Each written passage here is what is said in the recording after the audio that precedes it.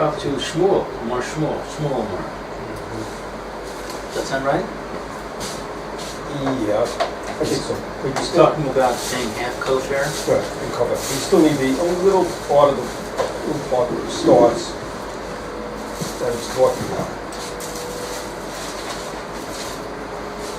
Maybe we should start with if the father or the son was in the cistern. Because I know we did that. That sound reasonable? I know, but I'm trying to figure what else. You're right, but I'm trying to understand what else. But no, but that's part of the.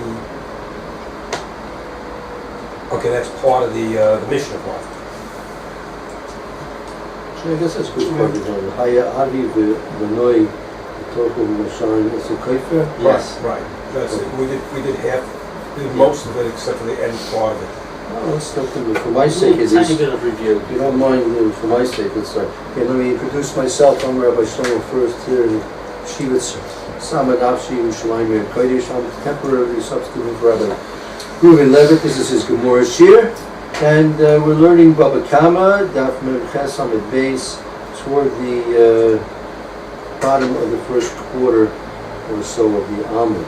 Haya Aviv v'Banoi l'Toichoi Shalom Esakoich. The father of the son was in the bore, in the pit, and the shore that came in to the courtyard of the owner, and it fell on them, if I'm not mistaken, killing them. So he either killed the father of the owner of the courtyard or the son of the owner of the courtyard, right? And this is a trespassing ox. Yeah, but what do we mean both? What do we mean the father? What do we mean the father or the father or the son? What do we mean both?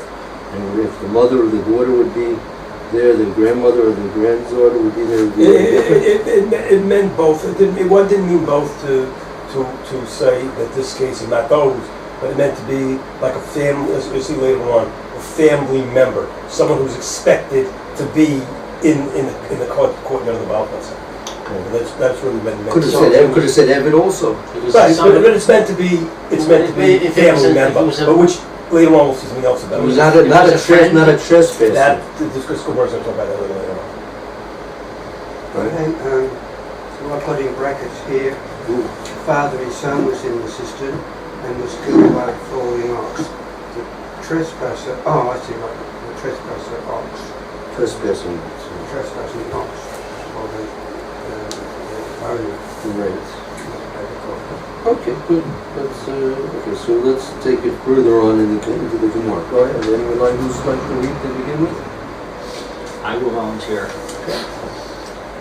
Haya aviv o beno lesocho mishalem es hakofer. If the father or the son was within it, that is the cistern, the owner of the ox pays kofer. V'amai, why? Ha tambu. This a tam it is. This ox is a tam. Amar Rav, says Rav, B'muad li pol al b'nei adam b'voros askinan. With a muad for falling on people in pits, we are dealing. So he says it's not a tam, it's a muad specifically for this kind of an accident. They sound like to dive onto people in pits, right? Right. He sees him as the victims and it goes after them. It's a nice juicy sun down there. Only according to Rav. This is according to Rav. This is Rav's answer. Right. Rav's answer to the Gemora's question, am I? And why is this only according to the Rav? Well, this is Amar Rav. Shmuel's going to hold to the top. Has to be a... Shmuel's not, there's no such thing as moving for falling on people. Shmuel's going to have to argue that he's a Tom and he's going to have to explain why he pays in that case. Okay. Im hachi, if so, bar katalehu.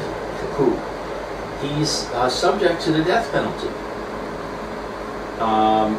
In other words, if the ox is a muad, that means he did this 3 times already, and he should have been executed when he did it before. Now we had to do, even, there's a whole question about kavanah, because once somebody kills somebody, they're always subject to skill.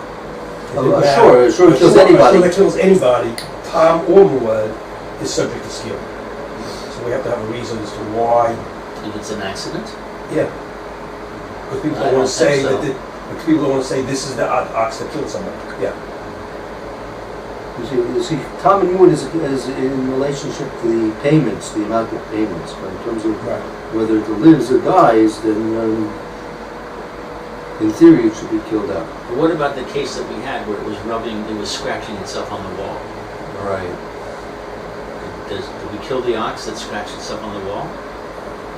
That depends on how you judge that case. You may be right about this being, but there's an issue about killing the person, about kavanah or no kavanah. But the muad is kavanah. If it's a muad, it's definitely kavanah and definitely should be killed. Correct. Right. Correct. Amar Rav Yosef. Rav Yosef said, "The chaza yeroka b'nafa." He was reaching for.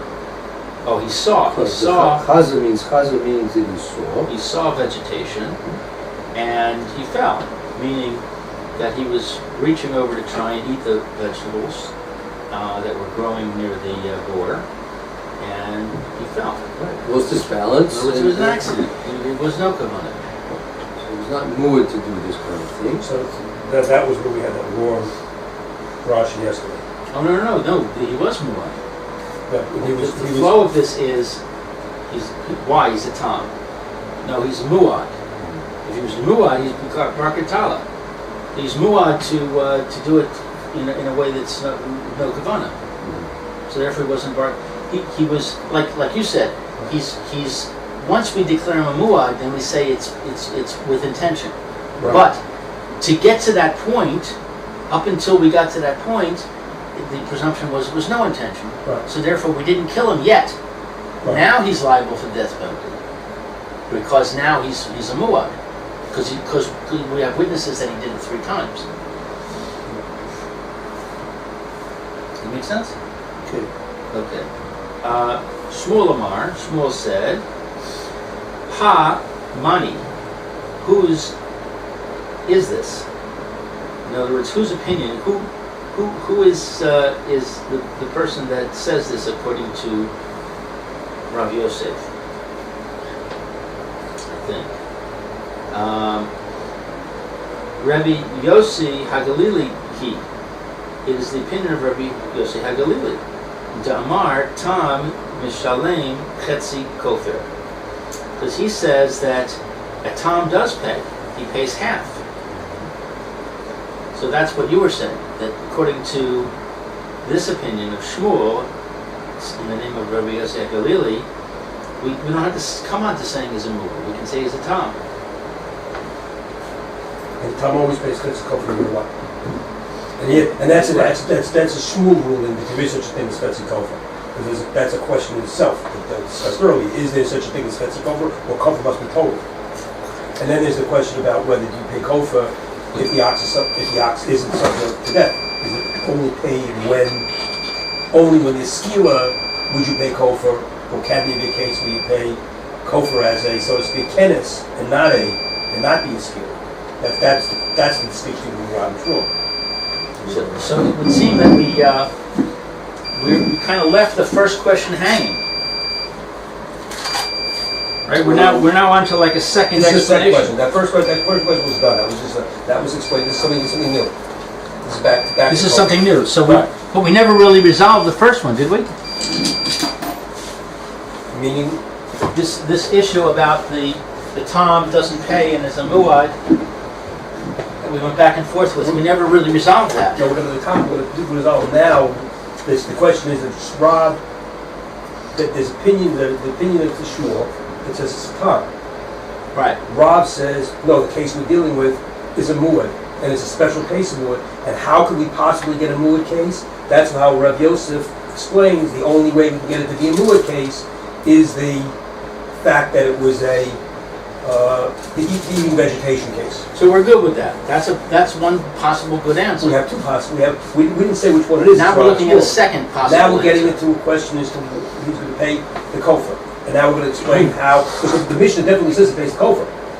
Right. So now we're getting The into first the second. explanation is, yeah, he pays kofar. Why? Because he was a muad in this special kind of a case with eating vegetation. According to Rav.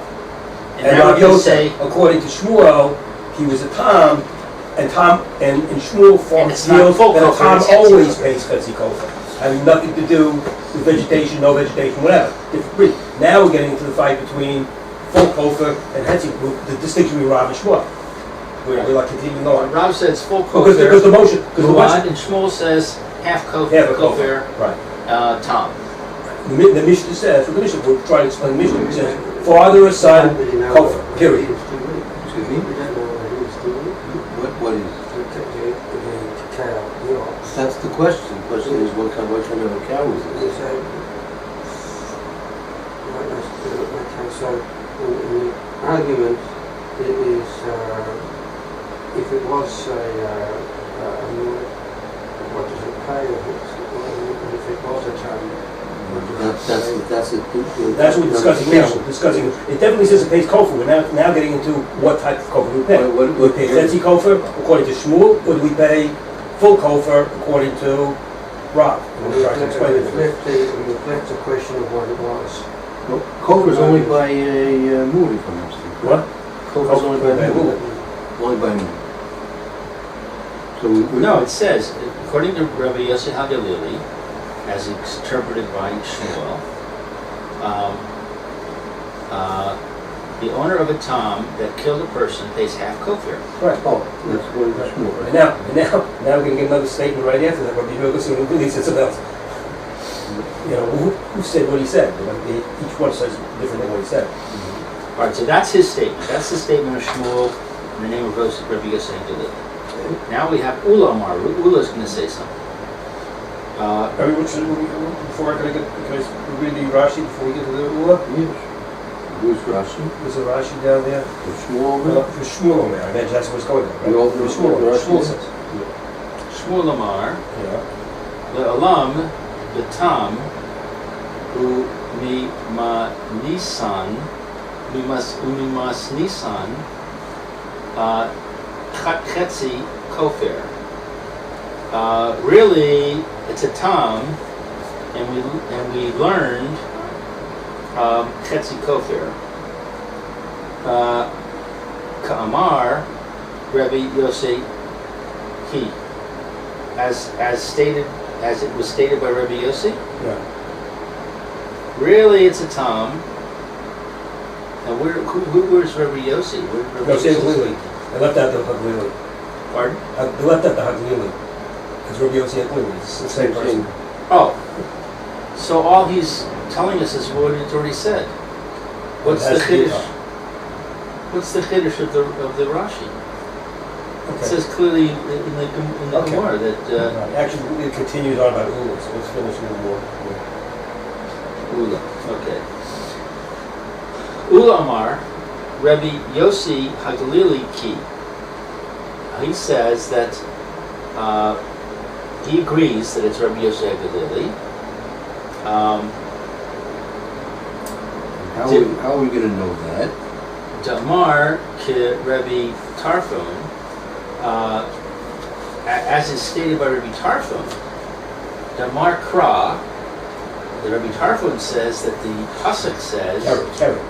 what? That's not Carl. That's Karen. Oh, Damar Karen b'chatzer ha nizek shalem v'shalem. So he says The Shalem, shalem v'shalem. There's a Shalem and a Shalem. There's a Shalem that he has to pay. full damage he has to pay. Right, that he says for Karen, for damaging of a horn. That's that type of damage in a courtyard. The damager, a nizak shalem, a damager pays damages in full. I mean, a few more words. Keep a couple more words. Well, I got to turn a page to get the next words. Oh, sorry. It's the same. It's on each word without the English. The next word is hachinami. Yeah. Hikanami. Okay, but that was the end of the sentence. You know, Here too. The statement's continuing. The Amr, right? Amr can be tarfin. The Amr Kro. The Amr Karen. The Amr Karen. The Chatzar Nizik. Karen in the premises of the damaged party, the damager pays full damages. Period. Here also, here also, this is part of the statement. But he didn't say anything about whether it's a tom or not. He's saying Karen Chetzer Nizik he's talking about. Hachanami, here also. Karen, but he's assuming it's Karen. Right. But we don't have a case of Karen. Get to the here also, the Hachinami, that's Hachinami, here too. In our case. In our case. Kofir Shilem Mishalem. He pays full kofir. Right. Which is not like the first opinion of Shmuel that said there was Chetzi kofir. So here, this is also saying in the name of Rabbi Yossi Kulimi is following Reb Tarfon, which is something different. It's saying full payment, it's just a half payment. Now it's a full payment. Right, but this Rabbi Tarfon is hard to understand because he's comparing apples to oranges. He's talking about a case of Karen. But he says saying here just, too. right. Well, what's the here too? What's the connection? The here too is he doesn't believe that, he almost doesn't believe that there's such a thing as a fancy kofir. You have to have it only works if you have to be full damages there. You have to be full kofir here. There's no because it's happening. He's looking at the fact that he's comparing it to the object of something happening in the Chatzar HaNizik. Because this was happening in a damager's place. That's what it was. This is happening in the courtyard of the damaged, of the Baal Chatzar. That's where it happened. So it's similar because it all happened in the Chatzar HaNizik. You would have to pay full damages. That raised the level. He entered the trespasser, entered into that his ox. It's a trespasser's ox in that place. It raises it to the level of not Chetzi Nezek, Chetzi Kofar, but it should be a full Kofar that he should have to pay. So we're dealing with Karen here. Right? According to this we're with Karen. So Karen in the Shusharabim, you pay Chetzi Koifer, right? According to this opinion. Chetzi Nezek, right? Chetzi Nezek. Chetzi Koifer, right? Because why? Because again, the Torah looks at it. The situation as follows: you have the right to bring your oxen into the Shusharabim. People have a right to transport their oxen in Shusharabim, right? So, and we know that oxen are even though they're domesticated animals, but they're dangerous. They have horns on their heads, and they can do damage with their horns. So, as dispensation for the fact that you have a right to bring your animals into the Shusharabim, so if damages take place, you're only obligated in half of the damage, right? But in the Rishus of the Nizik, if you trespassed and went with your animal into the domain of the damaged party, you have no right to do that. You're going to pay full damages. Yeah, no, I get that. I just have the difficulty comparing the case of Karen to the case of I guess what we call it, Bor. Well, Bor is a whole other thing. Bor, that's our case. No, they were in the Bor. They were not a case. The damage, the force which is damaging is not the force of Bor. It's the force of Karen in this case. I mean, you also have another question. Karen's usually with Kavanah Lahazik. So are we still going in the scenario that he was going after the yerek, after the vegetable? We're in the scenario where he's a tom. There's something here, and that's unfinished update. That Rashi, we stopped in the middle of. I want to finish reading Rashi with the Ula, the Rashi Right. Ula. Yeah, But this scenario, we started off saying he's a Tom. Right. And then there was an answer that said, no, he's a Muad. But we finished that. Now we're back to he's a Tom. He's a Tom. So he's a Tom. So what did he do? He fell How did he fall? by accident. Just wandering around the chutzner. No. He fell into a boar, but the animal falling on the person, killing the person by falling on him. So I mean, they're talking about that being Karen. Karen is usually kavanah la'azi. Karen, the classical essence of Karen is that it's attacking. It's an attack. I don't know. So that's what I'm saying. This is not, our case is not Karen. That's what I'm saying. That's my problem. What the difference is, a little bit, because it's two issues being separated. What we're trying to get to is the case, and despite what Lula says here, this whole concept of what Rashi went through before, okay, he went through it was a very long Rashi before. And what Rashi was coming out to it was that we were talking about a very specific case for this to happen. And it's a specific case that this animal saw the vegetation and fell. And now, in this case that we're talking about, is not that it happened once, that it happened the fourth time we're talking about now. That there were witnesses that your animal is eating and fell in 3 times already. So there was, so to speak, what you might think of as being a muadut to this. And he was saying that here is a case, specifically, here's a case where even though you would say a Tom has no kavanah type of thing, it's like there is kavanah because this thing has been testified on 3 times. The testimony on 3 times has made it into the case of even a Tom without kavanah would still be responsible to pay.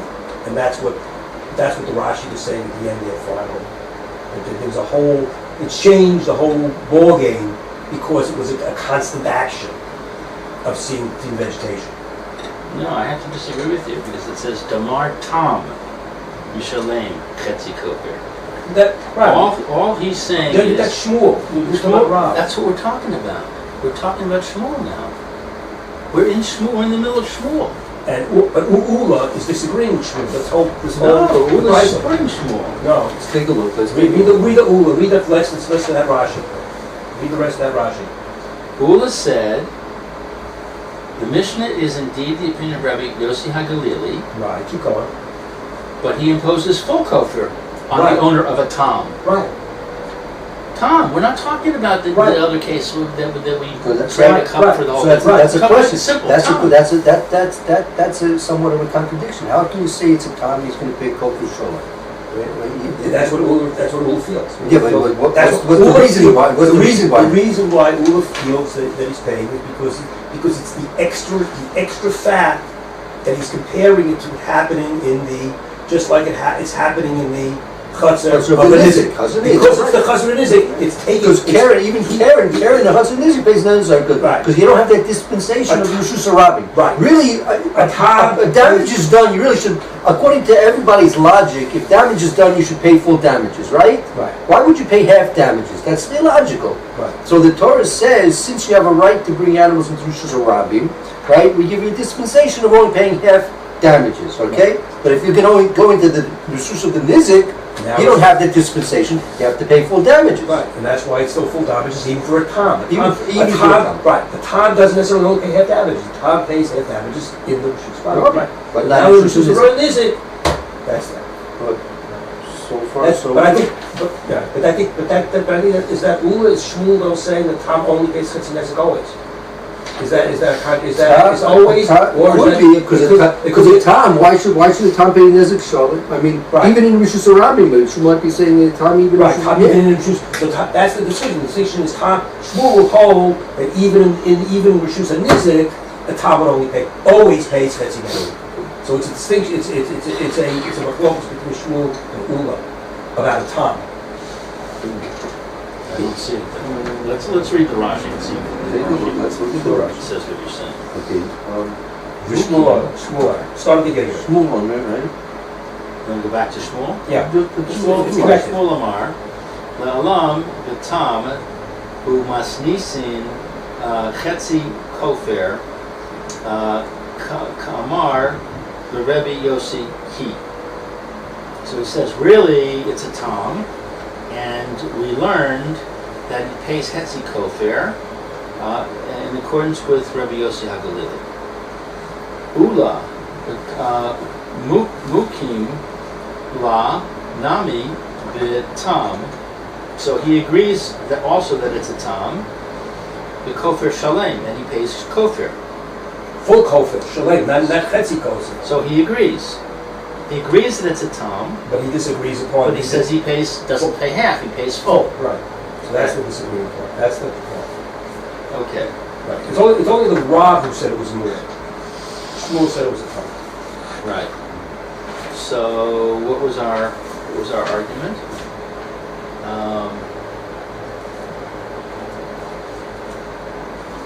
I don't remember what we were arguing about now, so I'll go on.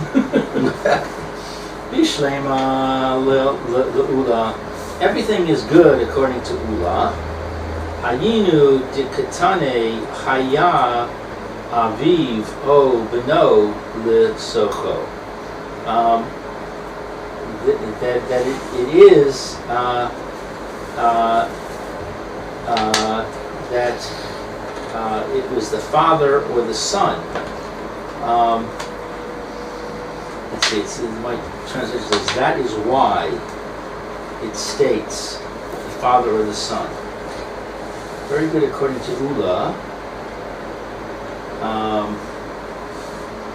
Because it's the father of the son. So somehow we're saying that it needs to be the father of the son for Ula's explanation.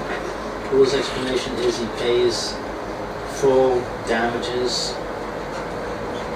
Okay, and His wife, he's damaged. It is the chutz of the nizik. He damaged his father or his son. So of course he's going to pay full nizik. It's in the chutz of the nizik. It's his avol.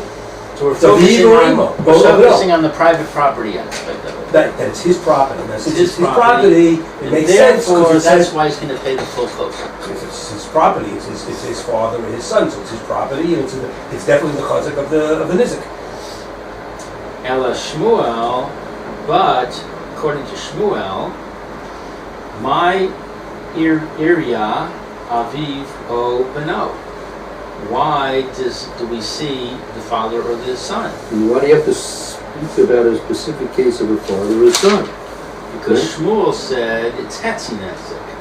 So therefore it doesn't really matter, according to Shmuel, whether it's private property or not. He's saying it's just like Susarabim. Yeah, anyway. Pays So Hetzi that's Netzik. all the time. So it's going to be there. So very good according to Ula that says he pays full because it's private property. But according to Shmuel, who says he pays half, why does the Gemora or the Brisa have to say father or son? Afilu acher nami, even somebody else, even somebody who's not related, it would be also chetzi nezik. O orche de milsa katane. Orche is teaches. The orche is like a common case, like General case. the general. It's the way of speaking. It is. Oh, orche, a common case. De milsa katani. These words are teaching. We taught about the normal case, meaning who's usually going to be found in the chutzner of the nizik? Someone who was related to his family. It was So Shmuel says it's not. it's lav dafka. Oh, there you go. It's lav Not dafka. specific. We just mentioned it because that's what that's the case that mostly This is happens. usually But if what we anybody do. else happened, it would be the same rule, the same din. That seems to me to be very weak. Well, that's the Gemora stops here. You actually do that. Let's see the Rashi. See if that says. Rashi says. Hayina de Katani Aviv or Beno, that it taught that it's his father or son.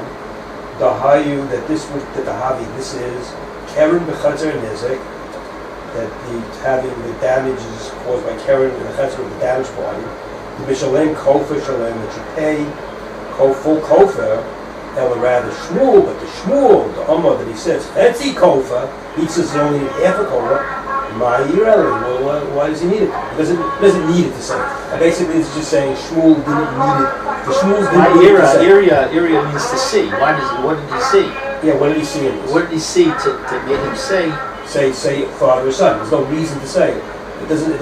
You don't need this for Shmuel's rule. It's always the same rule as it doesn't matter. Yeah, that didn't help very much. Right. So.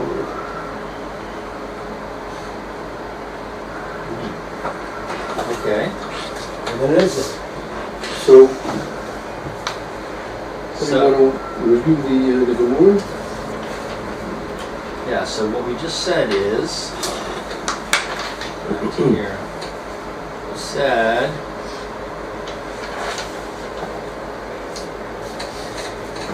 we have a trespasser, his ox falls into a pit, and in the pit is the father or the son of the owner of the pit, the owner of the courtyard, and he's killed, and Who's in the pit? the father or the son of the owner of the courtyard. Either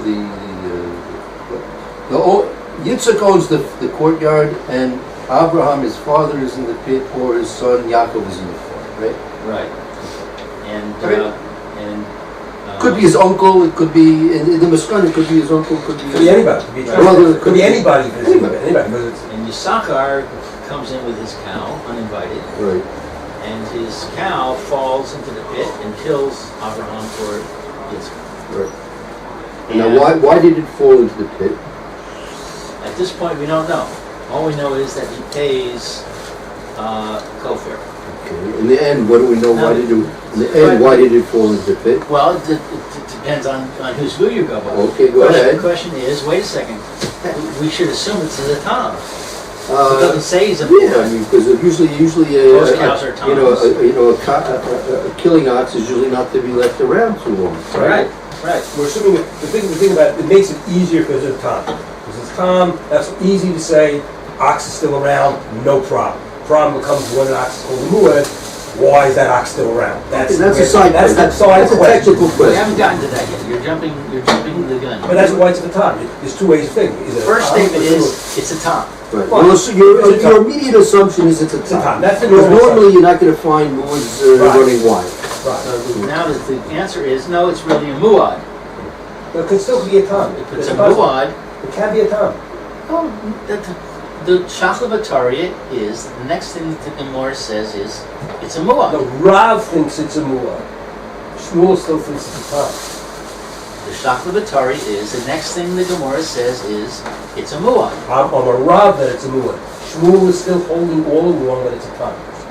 The first words in the Gemara start at Tom. And then it says, Rav, it's a Tom. What are we dealing with? A Tom in a special, a muad in a special case. According to Shmuel, it was a Tom all along.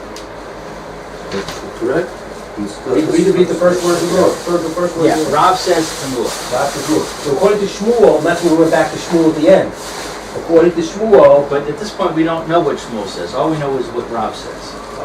At this point, we know that there's a Tana Kamma that said the law, that he pays kofar, and we know that the Gemora has a Haba Amina that it's a Tom, which is really Shmuel's opinion, right? And we don't know what Shmuel's opinion yet. All we know is that the Gemora asked the question, it's a Tom. And Rav answers and says, no, it's a muad. Okay, so Shmuel is still holding it's a Tom. It's a Tom. Fine. Right. And then the Gemora challenges that and says, well, if so, then how do we get to this point? He should have been killed. That's right. And we can't say, normally you'd say, well, when he went to the swamp, he fled to the swamp, he blended in with the herd. But you can't say that in this case because if he fell into a pit, he's stuck in the pit.